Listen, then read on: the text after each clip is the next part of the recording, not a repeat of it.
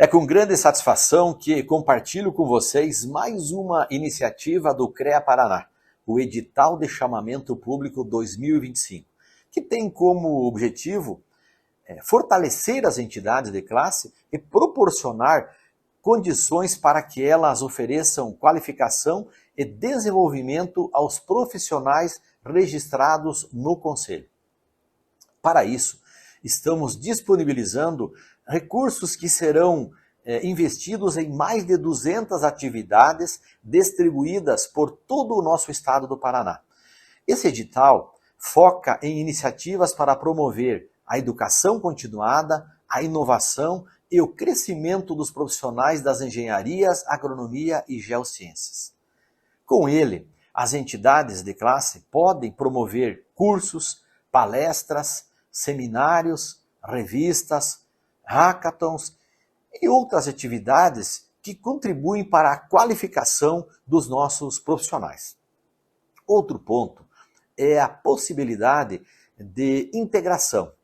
Com o apoio, criamos a oportunidade para que especialistas e estudantes compartilhem experiências e conhecimentos. Participe do edital de chamamento público 2025 e contribua com o fortalecimento das nossas profissões.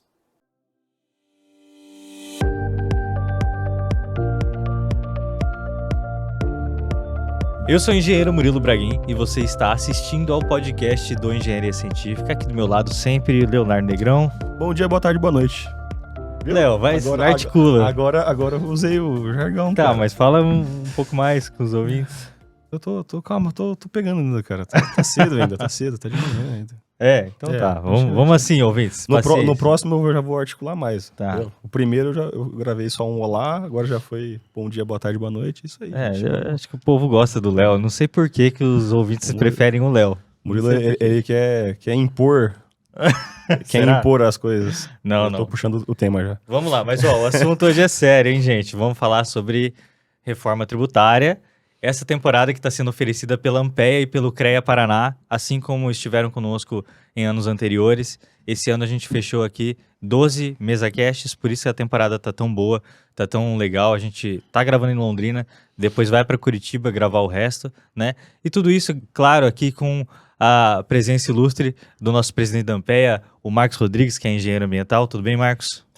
Tudo bem, galera? Tudo bem, ouvintes? Vamos bater um papo aí sobre um tema muito importante que eu tenho certeza que vai impactar, além de todas as áreas, também a engenharia. E para a gente falar de um tema tão importante, a gente teve que trazer alguém também de alto nível, né? Então estamos aqui com o Marcelo Diniz, que é advogado, professor de Direito Tributário. Tudo bem, Marcelo? Seja bem-vindo. Olha, para mim é uma honra estar aqui nessa mesa com vocês, né? Quero cumprimentar aí o Murilo, cumprimentar o Léo, o Marcos, dizer que é um setor da economia que eu pessoalmente gosto bastante, né? Me interesso bastante. Então aqui nessa ocasião, né, ao lado de 3 engenheiros, eu até já cheguei a pensar que se eu não tivesse estudado Direito, eu teria feito engenharia, né? Eu acredito que... Acho que um bom advogado tributarista, um bom tributarista precisa também de um raciocínio típico da engenharia. Verdade, né? O raciocínio lógico para entender Exatamente. Tudo que vai acontecer daqui para frente, né? É isso aí. E a gente... Vamos tentar trazer nesse podcast, primeiro, né, ouvintes, fazendo mais um disclaimer aqui, que se você sabe desse assunto, se você quer saber mais, enfim, você vai ter que pesquisar muito mais do que apenas assistir a gente aqui. E para isso, os nossos contatos, inclusive o contato do Marcelo Diniz está aqui na descrição. Você pode ir lá procurar ele, enfim, o escritório dele vai atender vocês da melhor forma possível. Mas esse é um assunto completamente novo para muitos, né? E é um assunto em alta. Então, nas palestras que eu fui esse ano, frequentei em outras cidades, Florianópolis, enfim, tinha esse assunto em pauta e as dúvidas ainda são as mesmas, né? Na verdade, assim, o que é essa reforma tributária? O que vai acontecer daqui para frente? Olha, em qualquer lugar do mundo, o aviso de uma reforma tributária gera muita dúvida, muita apreensão. Então o Brasil já passou por outras reformas, só que recentemente essa reforma é uma reforma bastante significativa.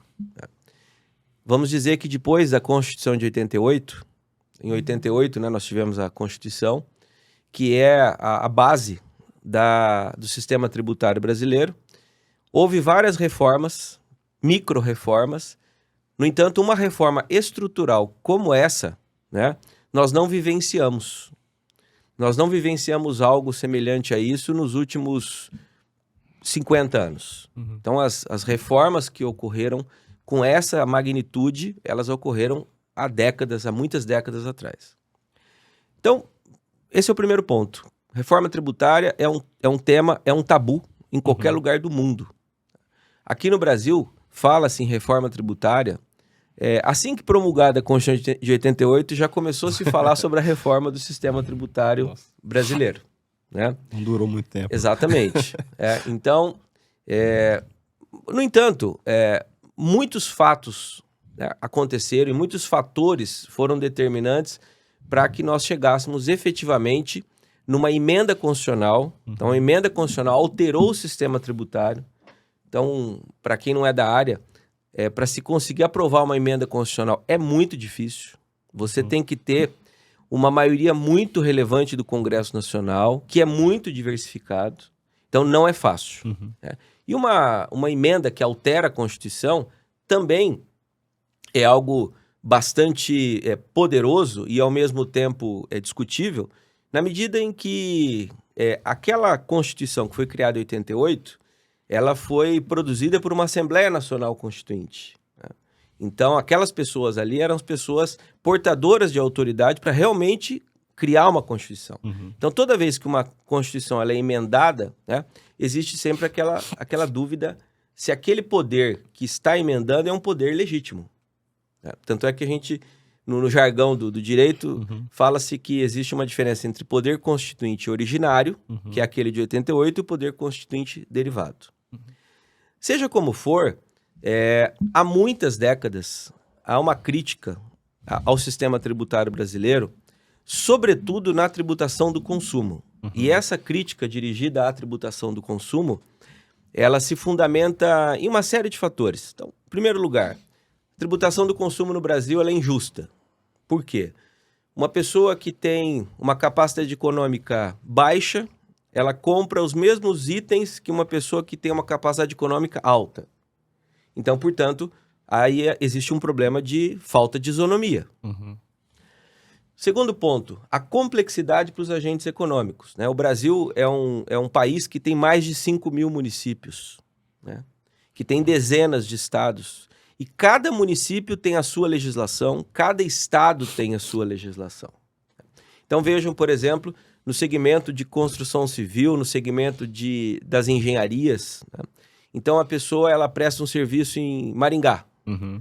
Então qual é o imposto sobre serviços, o ISS, em Maringá? Sim. Aí ela sai do lado ali, uma outra cidade ali vizinha. Olha, ali é uma outra legislação.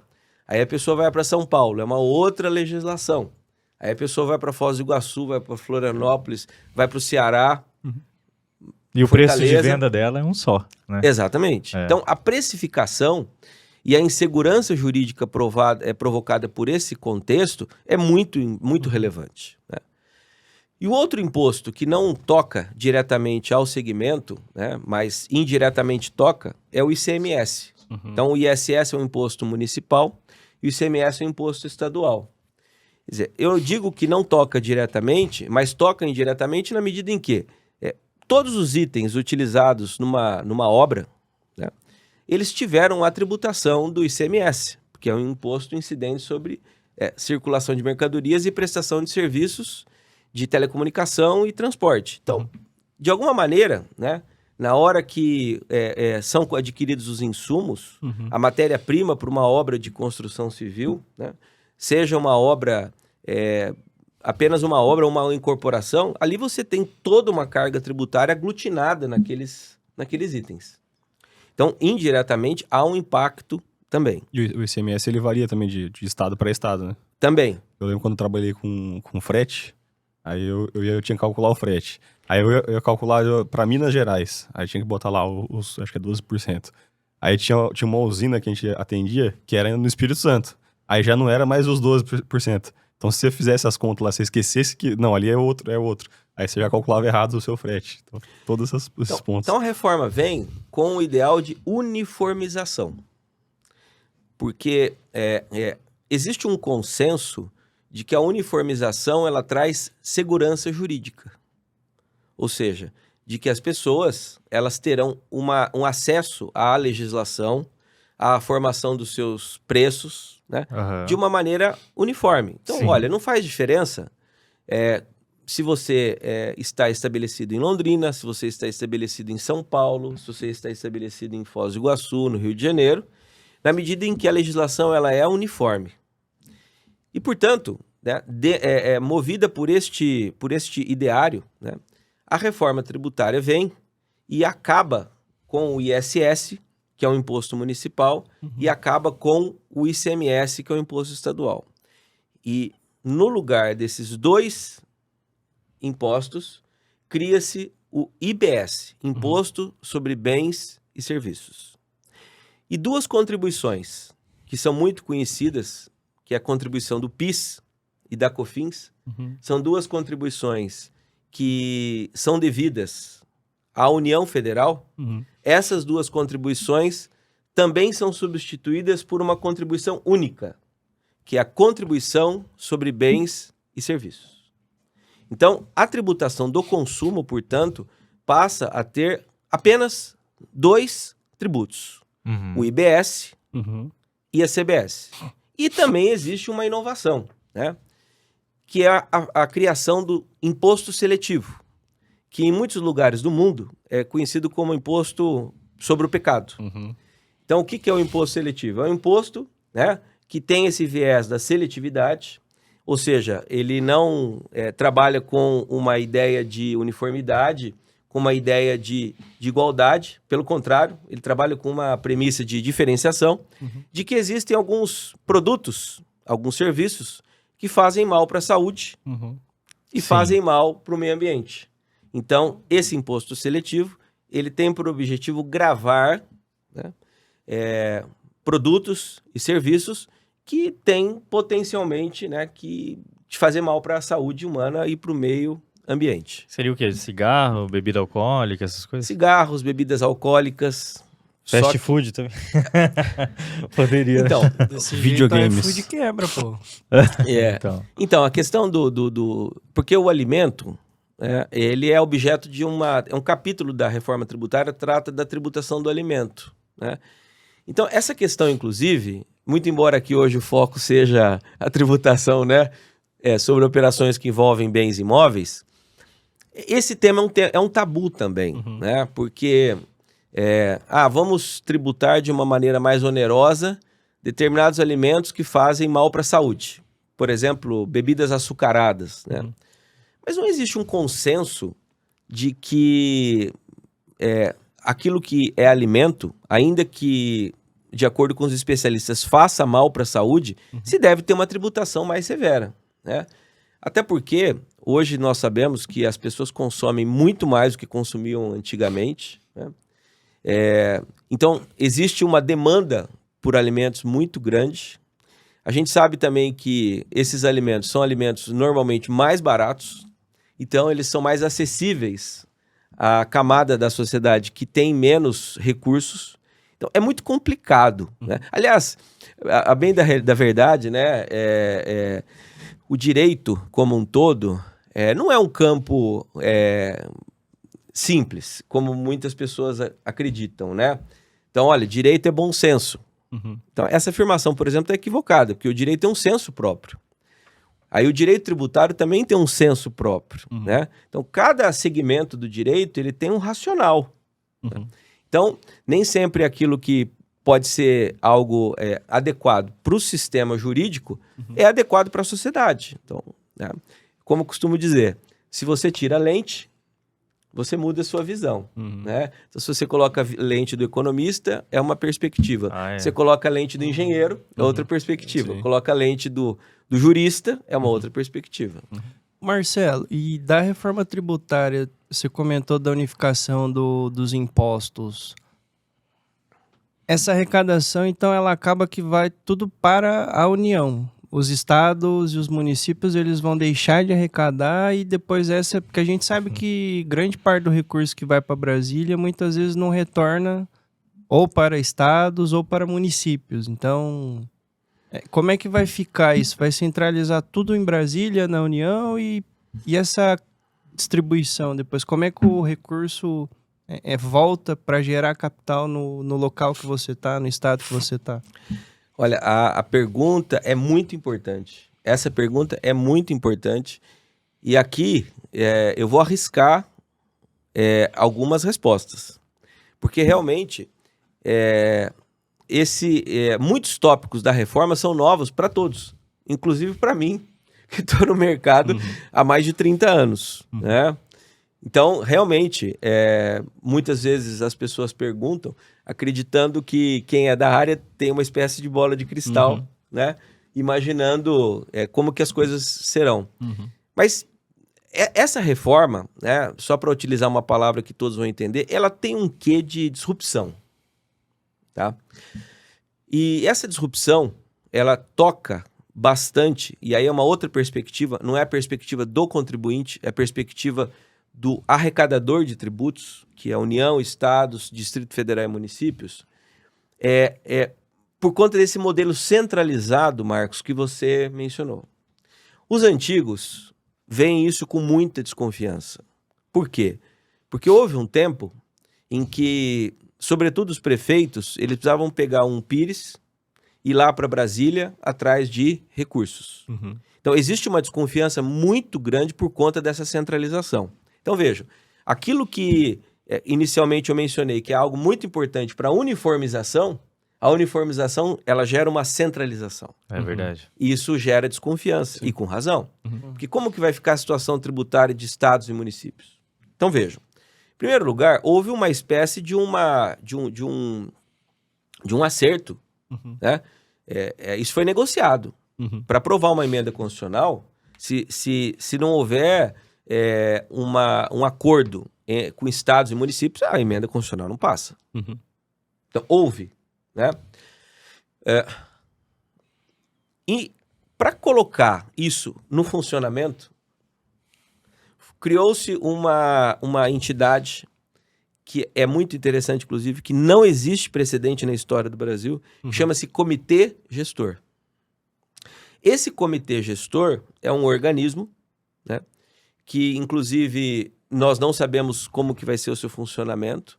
A lei estabelece a composição, a lei estabelece os recursos. Só que esse Comitê Gestor, né, que vai centralizar os recursos provenientes do IBS, que é um imposto destinado aos estados e aos municípios, e vai fazer a distribuição dos recursos. Então, o Comitê Gestor será uma entidade muito poderosa. Com certeza. Muito poderosa. A arrecadação do país vai estar na mão deles. Vai estar na mão do Vai. Comitê Gestor. E ele é a formado devolução para os por municípios vai estar também. pessoas. Representantes dos estados e representantes dos municípios. Então. Porque vejam só, a CBS, né, é mais tranquilo o funcionamento porque o dinheiro fica tudo com a União. Já é o federal ali, já. Exatamente. Né, que substitui as contribuições ao PIS e a COFINS. Mas o IBS, ele tem essa complexidade por conta de algo que está na Constituição, que é muito importante, que é o chamado Pacto Federativo. Quer dizer, o Brasil é uma federação. E isso tem que ser respeitado. Nós não somos um Estado unitário. Né? E uma das premissas do Pacto Federativo é justamente a autonomia financeira. Então existe uma dúvida muito grande. Como vai ficar a autonomia financeira dos municípios? Claro, os municípios vão continuar cobrando IPTU, que é um imposto muito importante, né? Sim. Para o nosso segmento, né? De bens imóveis. Ele vai continuar podendo cobrar o ITBI, que também é um imposto muito importante para o segmento. Transações de bens imóveis. De imobiliárias, transações imobiliárias. Mas o ISS desaparece. Os estados federados, eles perdem o ICMS, que é a principal fonte de arrecadação. Eles vão continuar podendo cobrar o IPVA, vão poder continuar cobrando o ITCMD, que é o Imposto de Transmissão, Causa-Mortes e Doação, né? Que inclusive é um imposto né, fazendo aqui abrindo um parênteses, que as pessoas estão muito temerosas de que esse imposto sobre as heranças e as doações venham a subir muito no Brasil. Aham. É uma possibilidade. Né? Então, hoje, por exemplo, qualquer estado da federação pode criar sua própria lei e elevar a alíquota até 8%. Então, aqui no Paraná são 4%. Mas tem vários lugares do Brasil, vários estados, que a alíquota é de 8%. Então, fechando aqui o parênteses, os estados e os municípios, eles estão acreditando de que a reforma vai funcionar, eles estão acreditando que a base de incidência vai aumentar e que esses recursos vão chegar para estados e municípios. E como é que chega proporcional? Dá para identificar a origem? Então, Murilo, a reforma ainda não está em funcionamento. A legislação, ela é bem detalhada nesse ponto. Né? E essa reforma, isso é um ponto importante, né? Ela só funciona num ambiente tecnológico. Com certeza, isso que eu ia falar, porque Não funciona se não for no ambiente se tecnológico. centraliza tudo, a capacidade de gestão tem que ser muito maior, Exato. né? E a redistribuição disso muito maior. Exatamente. E a parte transparência e tudo isso, né? Então, não existe como funcionar a reforma se não for com o auxílio, o protagonismo da tecnologia. É verdade. Tem que ter sistemas, vai ter que ter controles e tudo. Sim. Vai ter Tanto é que, inclusive, hoje, algumas pessoas já mencionam que a reforma tributária pode gerar, né, um consumo de energia tão elevado que já estão pensando como é que vai ser a fonte, porque, evidentemente, que a tecnologia ela implica um consumo de energia bastante relevante. Né? Então, a ideia, aqui eu vou usar algumas metáforas, né? Vou usar aqui algumas... Imaginem que o comitê gestor é uma entidade que vai funcionar nesse ambiente tecnológico que se preconiza como perfeito, com um sistema de vasos comunicantes, e aí os valores vão entrando, né? Vai fazendo apuração e vai distribuindo dinheiro. Então, assim, a ideia é de que a gente possa ter uma tributação que on time, na hora, tudo acontecendo na hora. Né? Inclusive, a propósito disso, a OCDE, ela vem preconizando... Então, essa reforma tributária está bastante alinhada com as diretrizes da OCDE. Embora o Brasil não faça parte da OCDE, o Brasil está se organizando para seguir as diretrizes da OCDE. Inclusive, algumas modificações que vêm acontecendo na tributação da renda, que isso eu acho que para um outro episódio, né? São todas alinhadas às diretrizes da OCDE. E uma das diretrizes que a OCDE estabelece é o chamado tax happen, ou seja, de que a tributação acontece e você não percebe. Porque hoje, a tributação, ela não acontece dessa forma imperceptível. Não, você percebe toda hora. Você está apurando os tributos, você está recolhendo as guias, você está escriturando as operações. Você paga a DARF. Vários boletos. Exatamente. Exatamente. Você Né? presta serviço, mês que vem tá a DARF lá. A contabilidade vai mandando. Então, a ideia é de que essa reforma, né, com o amparo da tecnologia e com as regras que foram instituídas, de que ela aconteça de uma maneira que a sociedade não perceba. Mas isso não é ruim, tá? Porque dizer que a tributação acontece e a sociedade não percebe, dá a impressão de que é uma coisa ruim. Não, a ideia é que não seja ruim. A ideia é de que ela seja simplificada. É que isso gera um custo também, né? Você tem que receber uma DARF, você tem que gerar isso aí, tem que enviar, aí tem que pagar. Tem todo um custo de transação nisso aí, de apuração, conferência, tudo esse negócio, que gera um custo de mão de obra e tudo mais. Sim. Quando você não tem isso aí, você deixa até mais barato até o teu serviço, né? Exatamente. Então isso é algo que se espera, né? Em relação às pessoas que são entusiasmadas com a reforma, que são defensores da reforma, né? Preconizam justamente isso. Olha, vai ter uma base de incidência grande. Como vai ter uma base de incidência grande, é possível reduzir a tributação. Você tem uma base maior, você pode reduzir a tributação. A inadimplência fica muito mais difícil. A inadimplência de tributos fica muito mais difícil. Né? E, portanto, as coisas começam a funcionar de uma maneira muito diferente como vinha acontecendo até agora. As coisas funcionam de uma maneira muito diferente como funcionavam até agora. Então, isso realmente tem um quê de disrupção, né? Tanto é que, em algumas ocasiões, eu até... quando as pessoas faziam perguntas, a pessoa falava assim, mas isso não é uma reforma, isso é uma revolução. Realmente tem um quê de revolução. Verdade. Né? Tem um quê de revolução. E esse aparato tecnológico, que também não tem similar no mundo. Né? E por que você acredita que essa reforma vai dar tão certo por conta da tecnologia? Porque realmente o Brasil é um país diferenciado nesse segmento.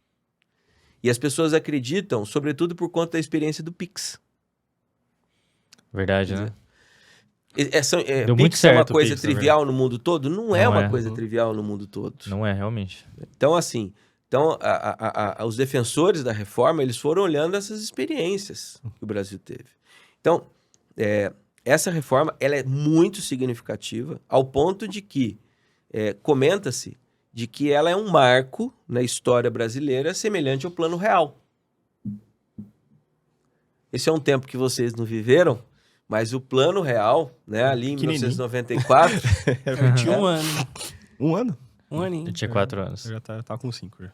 Então, mas aí os pais de vocês sofreram bastante, viu? Com a inflação no Marcelo, Brasil. Sim. E aproveitando já para pegar um gancho e entrar assim, daí quais seriam os impactos dessa reforma, tanto no setor da construção civil em si, mas também, por exemplo, a parte ambiental nós fazemos muita prestação de serviços. Então, por um lado, você tem as construtoras que não deixam de ter um serviço prestado ao fazer projetos e a venda de imóveis. Por outra, a parte ambiental, entre outras engenharias, é muita prestação de serviço. Então, qual que seria o impacto da reforma, assim, de uma maneira resumida, para o pessoal da engenharia, né? Tanto parte de venda de algum produto quanto serviço. Então, vejam, a lei complementar que regulamenta a emenda constitucional, então, as coisas no direito é uma cadeia. Então, você tem lá a Constituição, daí você tem a emenda constitucional, depois você vem a lei complementar, depois você tem a regulamentação, né? Então, o direito trabalha muito com a ideia de hierarquia, né? Então, você vai tendo hierarquias normativas.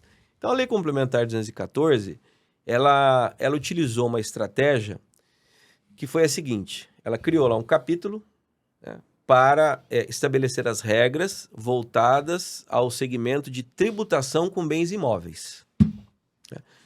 Então, ali ela colocou a incorporação, o parcelamento, colocou também a intermediação de negócios, colocou também a locação. Então, Marcos, o setor de prestação de serviços, né, como, por exemplo, a advocacia, a medicina, ela tem um capítulo próprio. Então, existe uma...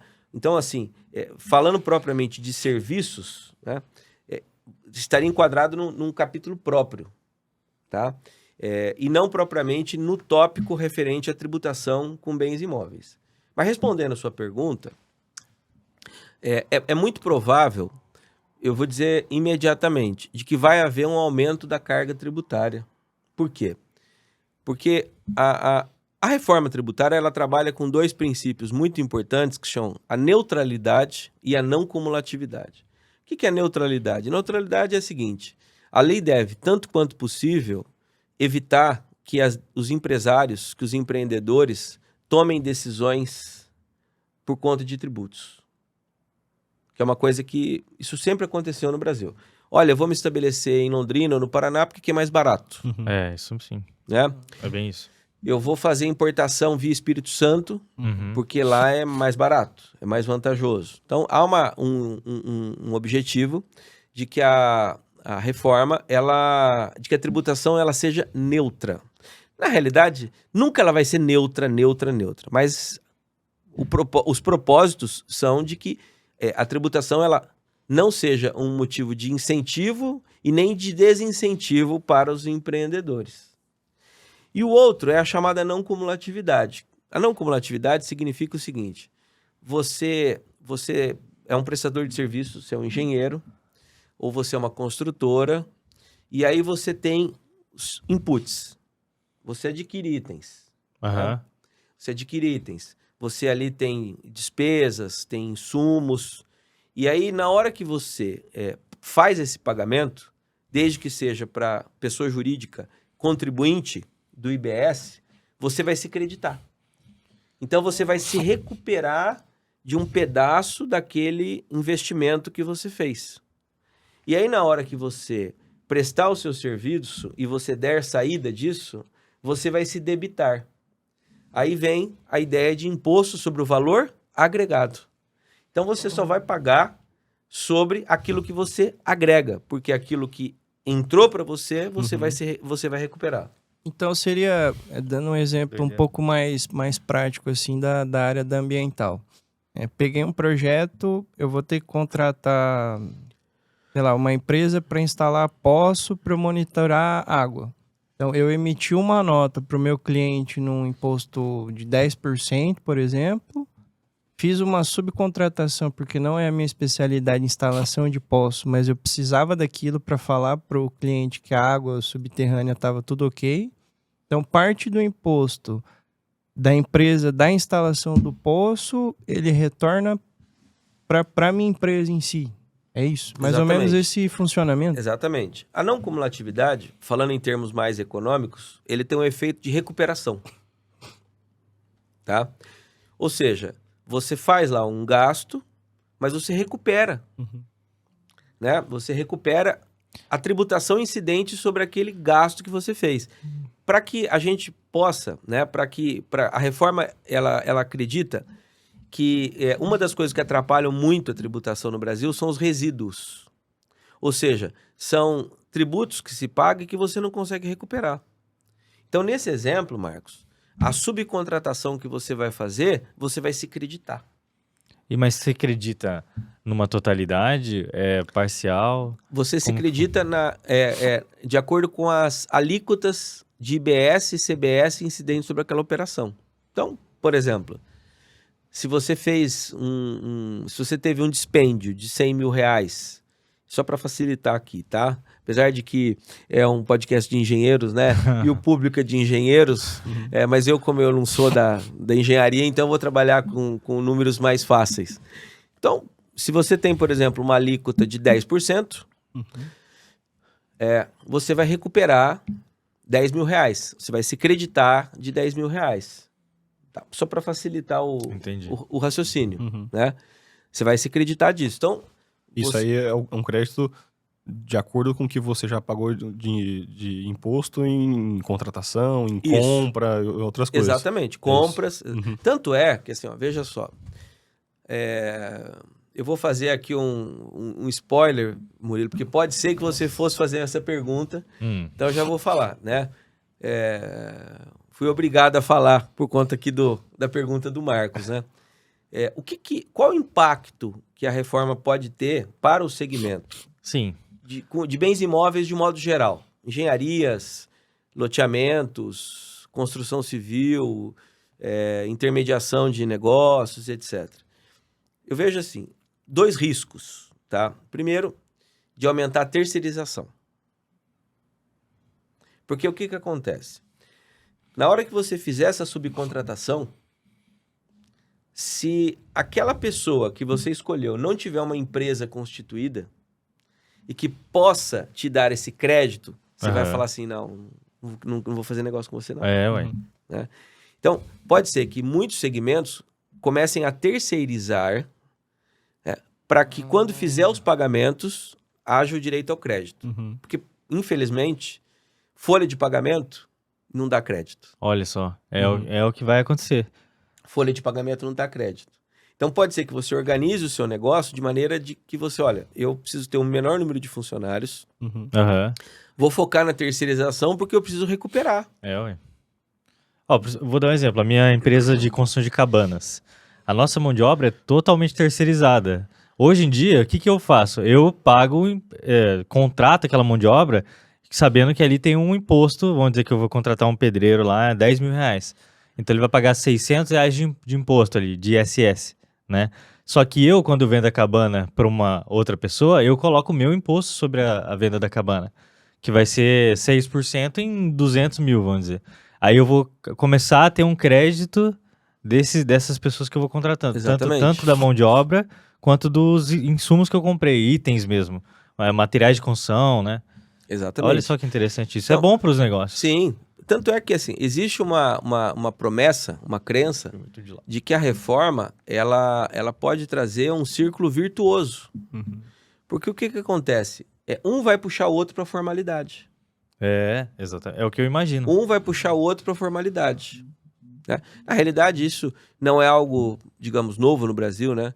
Isso, nas últimas décadas, cada vez mais as pessoas têm sido atraídas para a formalidade e afastadas da informalidade. Uhum. Né? Que na construção civil é absurda a informalidade que existe. Exatamente. Metade do cenário da construção civil é informal.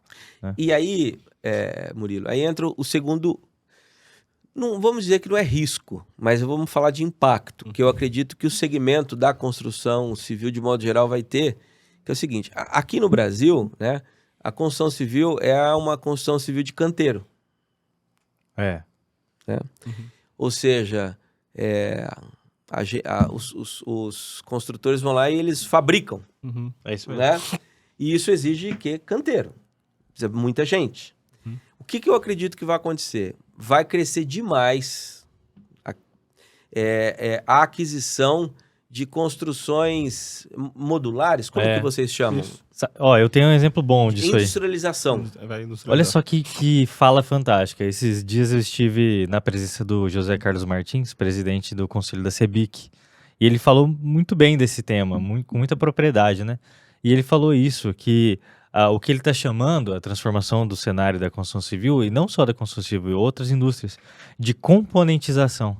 Então ele falou assim, a gente vai comprar componentes prontos, ou fachada pronta, ou que seja uma tubulação que já venha pronta, tudo que é fabricado você vai comprar, porque na verdade o colaborador que hoje é CLT dentro do canteiro, ele vai estar como terceirizado seu, produzindo itens prontos para você, né? E o que para nós é ótimo. E eu até tenho um exemplo que esse cara que eu contratei que é pedreiro, o cara é pedreiro de carreira, assim, né? Ele já foi CLT, hoje ele tem um CNPJ, mas ele mesmo nunca se viu como empresa. E sabe o que acontece? Depois de eu ter contratado ele e tal, e outros colegas também contrataram, hoje ele construiu uma marca para ele, o nome da empresa dele, e agora ele entende que eu sou o cliente, empresa para empresa, B2B. Antes ele se via como um funcionário. Olha como mudou a cabeça dele já. E ele tá feliz, porque agora ele pode pegar mais clientes. Ser tratado como empresa, ele percebeu que ele consegue dar o valor correto da mão de obra dele, né? Ele tem os tempos de entrega corretos, ele não precisa ficar, vamos dizer, no canteiro de obra das 8 ao meio-dia, bater cartão, sair 1 hora, ele pode fazer o horário que ele quiser. Então tem as suas vantagens. Eu sei que muita gente aqui que está ouvindo vai começar a me criticar aqui, que defende o regime CLT, o FGTS, tudo isso é importante. É importante. Não, é importante, vou mas dar meu hate pra você. eu tô te falando que é um novo cenário que eu já tô vivendo isso na minha empresa. Mas isso que o Marcelo falou, na verdade, eu acho que vai acabar ajudando. Porque a gente gravou sobre escassez de mão de obra, certo? Foi. Então, assim, a construção está precisando desse cenário. A gente precisa de mais industrialização. Porque antigamente você botava uma plaquinha numa obra, aparecia lá 10, 20 pessoas. Hoje você bota uma plaquinha, não aparece ninguém. Então hoje tá muito mais difícil. E todas as pessoas, eu faço isso como um exercício social. Todas as pessoas, de vários segmentos. O cara é serralheria, até mercado. Eu perguntei como é que tá de mão de obra. Eu nunca, nos últimos 2 anos, eu não vi ninguém falando assim, não, tá tranquilo, tô bastante gente, tá sobrando. Não, todo mundo tá com problema com a mão de obra. Então, assim, talvez a reforma ela vai bater bem com esse ambiente que a mão de obra não tá tendo mesmo. Então, precisa ir para esse caminho mesmo. Então, vai ajudar. E por uma... Além, esse tópico, ele envolve, assim... Ele envolve muitos subtópicos, mas eu vou ficar só apenas na questão da tributação. O raciocínio é muito óbvio, né? Quer dizer, no sistema tradicional, né, que é o do canteiro, né, de obras, o construtor, o incorporador, ele não vai recuperar. Não vai. Ele não vai recuperar. Enquanto se ele contratar uma empresa para entregar para ele... O mesmo serviço, Marcelo. Exatamente. Ele vai se creditar. Porque daí isso aí. a empresa vai entregar para ele um bloco, Uhum. sei lá, alguma coisa assim, Pronta já, vamos dizer. pronta, né? E aí ele vai falar, então tá, quanto que custa isso? Custa 500 mil reais, custa $1 milhão, custa 100 mil reais, 10 milhões de reais, depende, né? Uhum. Tem obras de todo tamanho. É isso aí. Ok. Então ele vai fazer o pagamento e ele vai recuperar, né, a tributação incidente. Então, eu acredito fortemente que a indústria da construção civil no Brasil vai mudar demais. Vai mudar demais e é interessante que a tributação ela tem essa coisa de ser um estímulo ou um desestímulo. Né? Porque que nem escassez de pessoas, que é o tema que você disse. Às vezes isso aí fica difuso. Então as pessoas, mas os benefícios sociais, hoje em dia existe muita crítica também, né? Porque grande parte da mão de obra tem esses benefícios. Acredito que nessa ocasião vocês devem ter tratado desse assunto também, né? Tanto é que estão querendo mudar a lei justamente para criar exceções para o setor da construção civil. Né? Mas a questão da tributação, né, é um indutor de comportamento. A tributação ela acaba funcionando como um indutor de comportamento. Então, pode ser que haja essa transformação. Né? A tributação ela não quer isso, mas ela pode provocar esse efeito. Vamos dizer que um efeito lateral, um efeito secundário. Então, olha só, podemos ver um mundo em que o segmento, né, de vocês vai ser transformado e alguém vai falar, mas por que mudou? Né? Muitos fatores vão ser determinantes, mas lá na essência foi porque mudou as regras do jogo. É isso aí. Aliás, o jogo tá assim do jeito que tá hoje porque primeiro construíram regras anteriores. Né? E que talvez no cenário que o Léo apresentou e que eu vejo em todos os lugares, não faça mais sentido manter dessa forma. Por isso que eu vejo com bons olhos a reforma. Muita gente que eu converso está muito preocupada em justamente aquilo que o Marcos falou, em aumentar o seu imposto. Mas se você usar a estratégia, que nem você falou, que se você está comprando um produto para transformar e girar outro, você consegue abater esse imposto. Não precisa ficar tão preocupado assim. O que precisa ser feito é o cálculo correto agora. Que é diferente do anterior. A maneira de precificar, Murilo, vai mudar bastante. Então, assim, o brasileiro, claro, no segmento da construção civil, a precificação, ela já é algo bastante sofisticado. Até porque senão a pessoa quebra. Né? Então já existe uma sofisticação muito grande, porque a construção civil trabalha com muitos itens, com muitos componentes. Então a precificação já é algo visto à risca. Mas vai ficar mais à risca ainda. Né? E aí isso vai se espalhar para todos os setores econômicos. Então... Tô pensando nas outras indústrias. Por exemplo, o metal mecânico. Você tem majoritariamente operários que são CLTistas, né? Nas linhas de produção, fazendo a indústria da transformação. Então, essa indústria, talvez ela não consiga terceirizar, tal qual a construção civil, por exemplo, né? Murilo. Desafiante. É um cenário desafiador para uns. Para alguns desafiante. é desafiador. É desafiador. Que o engenheiro mecânico que está assistindo aqui, a gente está falando isso agora, na cabeça dele. É que assim, o momento atual é reformista. Tá? O momento brasileiro, isso é uma leitura que eu faço, uma interpretação que eu faço. O momento é de reformas. Então, é provável que em alguns anos, não sei quantos anos, aconteça, mas eu vou arriscar. Eu acho que nos próximos 5 anos vai mudar a tributação da renda e vai mudar a tributação previdenciária ou a tributação da folha de pagamentos. Com certeza. Porque para os agentes econômicos é muito complicado ele imaginar, ele falar assim, pera um pouquinho, eu estou gastando e estou pagando tributo? Porque quando você ganha, né? Fica mais fácil de você perceber, né? Mas você fala, olha, eu estou gerando emprego, né? arriscando. Tô me arriscando e eu tô pagando uma carga tributária altíssima sobre a folha. Então pode ser, Murilo, até premido pela reforma, que a reforma da tributação previdenciária, a tributação sobre a folha de pagamentos, venha a mudar também. Para que não seja um fator de desincentivo. Porque aí... É verdade. Aí trazendo um outro ponto também, que não é propriamente aí das engenharias, da construção civil, mas todos nós estamos atônitos. A questão da inteligência artificial. Quer dizer, já existe uma redução, ao mesmo tempo que você tem uma escassez, que nem você falou, Léo, você tem a escassez, mas você também tem uma redução de oportunidades de trabalho. Tem. Com certeza. Para pessoas humanas. Sim. É. Né? Aliás, aqui no Engenharia Científica, um dos nossos colaboradores, que a gente paga para ele R$ 130 por mês, é a IA. É um robô. É o ChatGPT, na versão paga. E ele ajuda muito a gente. Sim. E só um adendo. Esses dias eu tava vendo uma palestra e o palestrante até mostrou um print. Tem companhias aéreas, aqueles chatbot lá, o cara perdeu o voo mudou, ele foi conversar com o robô lá, de repente o robô manda uma mensagem: para ter atendimento humano, pague a taxa tal. Nossa. Ou Olha seja, só, agora Marcos. as empresas vão estar começando a cobrar para ter um atendimento humano. É isso que vai acontecer. Cara, mesmo. é muito diferente. Vai transformar O muito mundo vai esse mudar. mercado. Até Vai mudar mesmo. as profissões vão transformar. Vão transformar.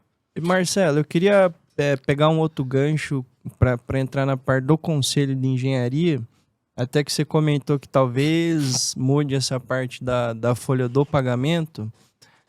As entidades de classe, como a ANPEA, que são sem fins lucrativos, e conselhos, como o próprio Conselho de Engenharia, que é um órgão público, essa reforma ela vai ter algum impacto para esse tipo de CNPJ? Não, Marcos, não muda nada, porque o foco dessa reforma tributária, que a gente chama de reforma tributária do consumo, né? Porque ela toca, sobretudo, nesse segmento, que é o consumo. No fundo, toda tributação, de alguma maneira, é sobre a renda. Então, quando você paga o IPTU, é renda acumulada. Né? É o patrimônio que você juntou. Quando você paga a tributação do consumo, é renda consumida. Então é interessante que tudo remete à tributação da renda. Então, os agentes econômicos, propriamente ditos, é que vão ser impactados. Agora, as entidades sem fins lucrativos, as entidades de classe, os conselhos, né, eles não têm por propósito vender mercadorias, fornecer mercadorias, fornecer serviços. Até existe o fornecimento de serviços, mas é voltado para aquela área, né? Para aquela população, para aquelas pessoas determinadas. Então, não muda nada, né? Essa reforma tributária do consumo, nada muda de forma direta em relação às entidades, os conselhos, associações, permanece como está. Porque, na realidade, os conselhos, eles são beneficiários da tributação. Porque a contribuição que é paga para o CREA tem natureza de tributo. Né? Então, o CREA, ele é beneficiário da tributação. Então, ele é um arrecadador de tributos, não é provavelmente um pagador de tributos. Né? E essas entidades sem fins lucrativos, como são as associações, né, a razão de ser delas é uma razão dissociada, né, de qualquer tópico relacionado à reforma tributária do consumo aí que nós estamos analisando. É que aqui vem mais uma curiosidade mesmo, porque, por exemplo, esse podcast ele foi feito através do edital de fomento do CREA, em que a produtora dos meninos, eles emitem a nota de serviço para nós. Então, às vezes eu falei, uma nota dessa, sei lá, parte volta para a entidade, ou nesse caso não vai ter nada, ou daí o que voltar para a entidade é um dinheiro que eu não usei, eu preciso de prestar contas e devolver para o CREA.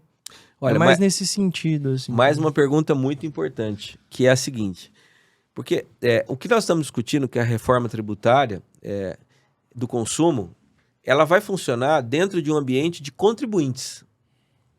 do IBS e da CBS. Então não são todas as pessoas que são contribuintes do IBS e da CBS. Né? Então se você é uma pessoa física, você está fora desse universo. Tá fora. Porque você é o verdade. consumidor final. Você é o destinatário final da tributação, em termos financeiros. Né? Então, se uma associação ela não é contribuinte do IBS e da CBS, ela também está fora desse universo. Então, aquele pagamento que ela vai fazer vai ser custo. E ela não vai conseguir recuperar nada. Porque essa pessoa ela está fora, né, deste universo que é dos contribuintes do IBS e da CBS. Mas nada impede dela fazer a contratação de alguém que seja contribuinte desse IBS. Não, nada impede. Ah, tá. Nada impede. Nada impede. Vai mudar alguma coisa de impostos aí, no caso. Nada Eu queria impede. aproveitar que a gente está aqui já indo para o final do podcast, só para você falar para os nossos ouvintes das datas em que isso vai acontecer nos próximos anos. Essa reforma tributária, ela teve um cuidado muito grande com o período de transição. Então, ela estabelece um capítulo muito grande sobre as regras de transição. Por quê? Porque ela é impactante não é só para quem paga, mas também para quem a recebe. Os municípios e os estados, como se falava antigamente, eles perdem bastante da tinta que tinham na caneta. Né? Eles perdem. Então, e aí a gente sabe que o município tem uma folha de salários alta, né? Tem os aposentados, tem uma série de situações. Então precisa de recursos para poder pagar essas pessoas. Os estados, por exemplo, têm o seu poder legislativo e o seu poder judiciário. Então, criou-se uma fase de transição muito grande, olhando para esses dois atores, ou seja, os empreendedores, os pagadores de tributo e para os arrecadadores de tributo. Então, uma fase de transição bastante longa. Né? No entanto, existe uma fase em que os dois regimes vão funcionar ao mesmo tempo. Então, significa dizer o seguinte, você vai ter uma redução de ISS, de ICMS, de PIS e de COFINS. Em contrapartida, entra já o IBS e a CBS. Então, quer dizer, nesse aspecto, não dá para dizer que vai ter um aumento da carga tributária, porque vai existir uma compensação. E isso é próximo, a partir do próximo ano. Né? E é interessante que... 2026 começa. É interessante de que... ou seja, está muito breve, está muito próximo isso. Né? É interessante que muita gente se assusta. Nossa, mas será que o Estado vai ter aparato para isso tudo, assim por diante? E vejam, há pessoas que estão querendo mudar a lei para antecipar. Não necessariamente em relação a esse período curto, mas para antecipar por quê?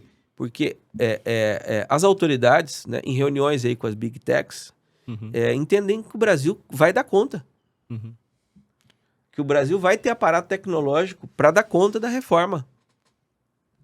Disso eu tenho certeza. Tecnologia a gente é bom.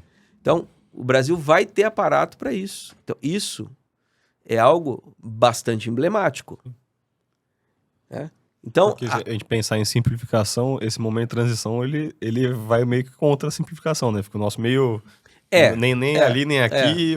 Para quem apura os tributos, Léo, fica meio... Olha, a gente diz, né? A gente que está nesse mercado, a gente diz o seguinte... Os integrantes desse mercado do qual eu faço parte, né? Que é da área tributária, é de que a gente vai ter 10 anos em que muitas coisas vão acontecer pro bem e pro mal. Porque também não é assim, né? Você tem a legislação, são coisas muito boas que a gente comentou aqui hoje, mas imaginar que alguém vai pegar uma borracha, vai apagar tudo aquilo que foi feito, né?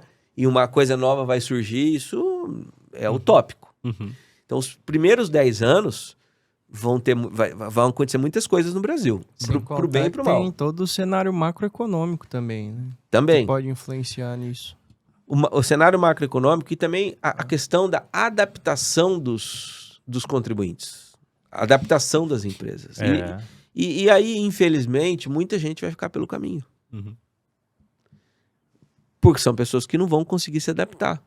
Não vão saber calcular, né, o preço de venda final, não vão saber... Sim, Murilo. Não vão nem querer, viu, Marcelo, se adaptar, mudar, né? Não vão querer nem mudar. Deixa essa reforma rolar e eu vou tocando meu serviço como eu toquei sempre. Sim. Esse cara vai sentir no bolso. Vai sentir. Ele vai sentir e ele porque a questão da reforma, ela muda a tributação, mas ela não muda apenas a tributação, ela muda também a questão da precificação. Com certeza. E vai impactar o modelo de negócios, a maneira como a pessoa toca o seu negócio. E veja, Murilo, tem pessoas que falam, não, esse negócio de reforma tributária não...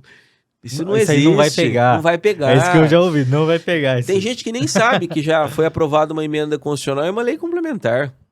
E o governo está trabalhando na regulamentação. E daqui a pouco ele vai soltar essa regulamentação.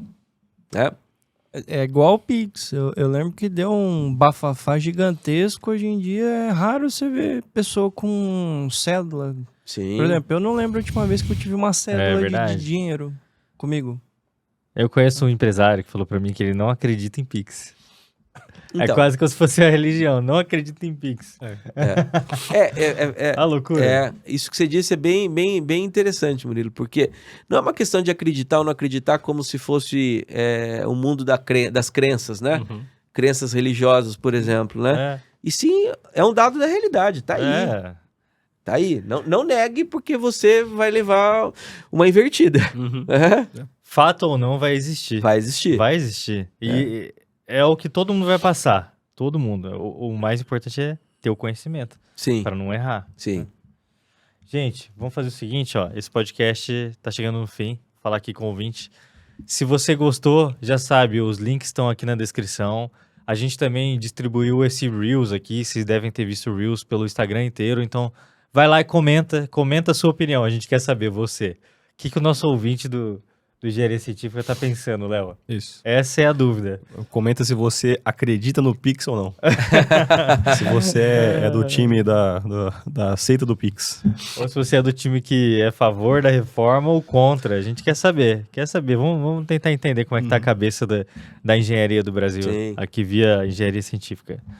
Beleza, gente? Então, obrigado, agradeço aqui. E vamos nos encontrar aqui num próximo episódio. Isso aí. É isso? Valeu, gente.